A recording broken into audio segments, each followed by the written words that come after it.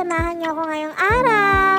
Nagluto nga pala ako ng chicken apritada dahil birthday ng lola ko ngayon. Pupunta lang din kami sa bahay ng tito ko para doon nga maghapunan. Buti na nga lang din at meron akong isang buong manok dito sa rep, kaya nung nag-message sa akin yung pinsan ko ay umuo kaagad ako. Nandito na nga ang kapatid ko at ang lola ko at nag-aabang na sila ng masasakyan papunta sa bahay ng tito ko. At nang makasakay na nga sila ay sumunod na rin naman kami kaagad. At ayun nga, after 3 minutes nga ng pagdadrive namin ay nakarating na kami dito sa bahay ng tito ko. Pinagbuksan na nga kami ng pinto ng tito ko at pumasok na nga kami dito sa loob ng bahay. Sa side nga pala ito ng father ko. Ayan nga pala si AA, si Ate Karen at si Ate Ara. Pinapwesto na nga namin si Ina para makantahan na namin siya. Happy birthday to you.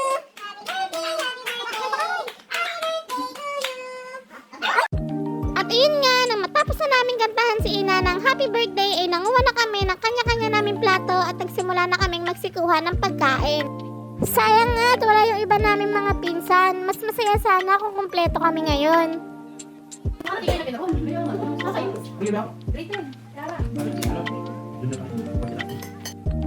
Maraming salamat din po pala sa mga taong nagbigay ng oras para batiin si Ina sa kanyang kaarawan.